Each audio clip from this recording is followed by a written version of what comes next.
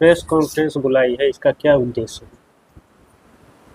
हम लोग आगे क्या करने जा रहे हैं, इस कॉलेज में अभी तक बहुत सारी उपलब्धियां हुई हैं, लेकिन मुझे नैक करवाना है, जो कि पिछले जब से ये कॉलेज स्थापित हुई बिहार के कई महाविद्यालयों में, विश्वविद्यालयों के द्वारा नैक करवाया गया, बट इस कॉलेज को अभी तक नैक नहीं हुआ।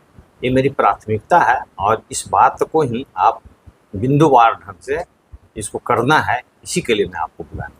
तो आपको एमडी कॉलेज में आने के बाद छात्रों को ऐसा क्या न्याय मिलेगा जो अभी तक नहीं हुआ एमडी कॉलेज में? जी बिल्कुल, नैक तो सबसे प्रायोरिटी है, जिसके चलते बहुत सारी सुविधाएं हैं। जैसे यहाँ बीसीए के लैब की स्थिति थोड़ी सी अच्छी नहीं है, उसको सुधारना है और नैक के पार बनाना है, प्रयोगशालाओं को अच्छे ढंग से बनाना है और भी उच्च स्तरीय बनाना है। और यहाँ पे स्पोर्ट्स, बहुत ही लोगों में प्रतिभा स्पोर्ट्स के प्रति, वो चालू करना है। और हमारा एनसीसी का जो कार्य जो अभी बंद है उसको चालू करना है, जिसका चूँकि कोई 30 साल से कम उम्र के शिक्षक ना होने की वजह से है।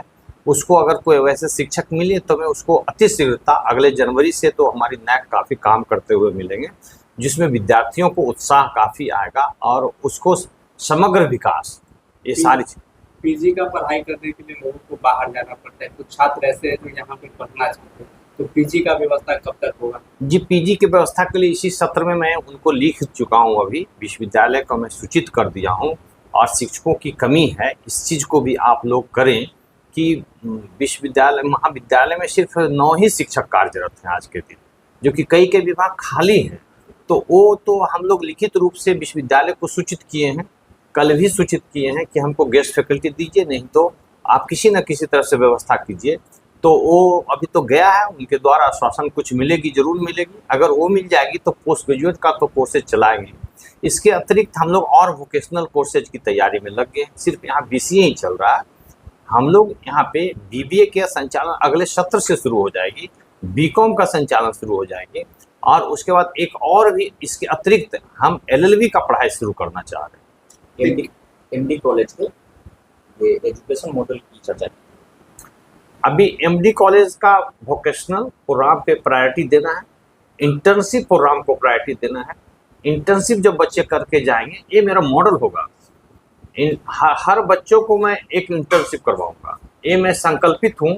और ये अगले महीने फिर अगर आपको कभी आना पड़ा किसी रूप में, तो आप देखेंगे कि एक बैच जा चुका होगा इंटर्नशिप करने के लिए। ये मेरी सबसे बड़ी प्रायोरिटी होगी यहाँ के लोकल बच्चों को पढ़ने के लिए। उनको फ़र्क नहीं होगा कि मेरा कोई बहुत समृद्ध कॉलेज में नामांकन ना होकर एमडी कॉलेज में पढ़े, तो उनकी योग्यता में, उनकी शैक्षणिक गतिविधियों में कोई कमी नहीं।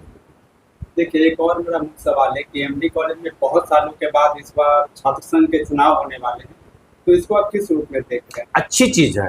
अच्छा, हमें नैक के तहत छात्र का नेतृत्व करने वाला व्यक्ति चाहिए ही चाहिए, उसमें रखना है उस कमेटी में।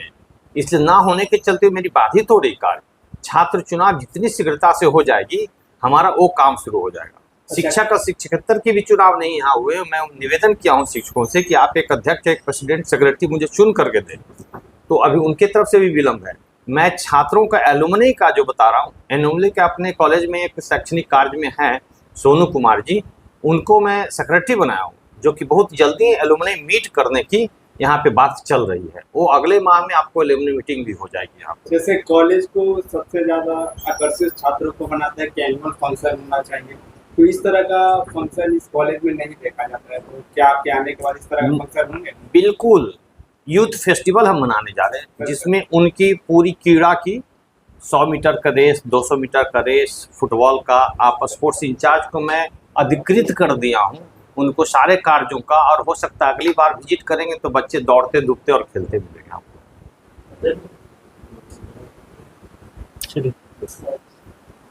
यहाँ जो बाहर से मान लीजिए छात्र रहने या पढ़ने आ रहे हैं, उनके लिए रहने की क्या व्यवस्था हो? देखिए, अभी तो पूरा का पूरा उदासीनता है। कोई भी आवेदन मुझे छात्रावास के लिए नहीं आते। हमारे वेल फर्निश्ड छात्रावास हैं, अगर वैसे आए तो मेरी तो उसे तुरंत मैं रख दूंगा। आवेदन आते नहीं हैं, है ना, इस वजह से निष्क्रिय है। गर्ल्स हॉस्टल भी है, उसमें भी नहीं आवेदन, कई वर्षों से, विगत कई वर्षों से आवेदन नहीं आया। मतलब हमारे ऐसा नहीं कि हमारे आने से, कई साल से लड़कियों का कोई आवेदन है, लड़कों का कोई आवेदन है। छात्रावास तो ऐसे किसी को गैर को तो उपलब्ध नहीं हो सकता। मीन्स आपका कहना है कि कोई छात्र अगर यहाँ पे रहना चाहता है तो आपसे लिखित रूप में दे सकता है? नहीं, आवेदन है, फॉर्म में ही चॉइस देना है, छात्रावास चाहिए नहीं चाहिए, तो दे देना, हाँ चाहिए, अच्छा। हो जाएगा उनको अलॉट। उसके लिए वार्डन है, रह रहे हैं यहाँ पे, वार्डन ऑलरेडी वहाँ रहता है, उनको कमरे मिल जाएगा, जो उनकी असुविधाएं होगी उसको धीरे धीरे दूर कर दिया जाएगा। और आने वाले टाइम में स्टूडेंट के लिए यहाँ क्या व्यवस्था करने जा रहे हैं, क्या किस स्तर से देखा जाए कॉलेज को? सबसे विद्यार्थियों की उचित और समग्र शैक्षणिक कार्यक्रम, जैसे अभी आप 4 तारीख को हमारे यहाँ आप लोग सब आमंत्रित हो जाए। हम लोग इंडियन रीजनल लैंग्वेज है ना, जो डायलॉग हम लोग करते हैं ना, मगही में और उसके बाद संस्कृत में, भोजपुरी में, उस पर कार्यशाला रखी गई है। ये विद्यार्थियों की रुचि के लिए रखी गई है। उसमें कोई विद्यार्थी कविता सुनाएगा, शिक्षक भी सुनाएंगे अपने मगही में, लेकिन रीजनल लैंग्वेज में सुनाना है, भोजपुरी में सुनाना है, खड़ी हिंदी में नहीं सुनाना है। ये उनके आकर्षण है, उनके समग्र विकास के लिए कार्य चल रहे हैं। दूसरा, जैसे हम लोग पर्यावरण 3 तारीख को ही प्लांटेशन का काम कर रहे हैं, तो ये प्लांटेशन जो होगा, हमारे कैंपस इंचार्ज हमारे वर्षा साहब ऋषिकेश जी हैं, वो हैं, और एक NSS वाले हैं। NSS का कार्यक्रम यहाँ पे बहुत स्लो चल रही थी, उसको मैं गति दे रहा हूँ, तो उस तरह से 3 तारीख को कार्यक्रम हो रहे हैं। इस तरह से आप NEP प्रोग्राम हमारा चल रहा है, जो नैनीताल के एक ऑर्गेनाइजेशन, बहुत ही महत्वपूर्ण होगा आपको जानने के लिए। उनके साथ हम लोग शिक्षकों को शैक्षणिक कार्यक्रम के योग्यता के बारे में, इम्प्रूवमेंट के बारे में, ओरिएंटेशन कोर्स के बारे में उनसे टाई अप के साथ करवा रहे हैं। ये मतलब ये सब कार्यक्रम चलते हुए आपको दिखेंगे अगले महीने, सितंबर महीने में। तो ये मेरी बहुत बड़ी उपलब्धि होगी। ये सब कार्यक्रम अगर सकारात्मक रूप से चले, अभी प्लानिंग है और मैं 1 बाय 1 करूँगा। जैसे आप 3 तारीख को आएँ तो प्लांटेशन होते हुए दिखेगा यहाँ पे, 4 तारीख को आएँ तो लैंग्वेज में, और उसमें अभी बात चल रही है, झारखंड के जनक डॉक्टर सूरज मंडल जी का नाम जरूर सुना गया होगा, वो हमारे चीफ गेस्ट के रूप में होंगे उस दिन। तो वो अपना अति दुमका वाले लैंग्वेज में अपनी कुछ सुनाएंगे।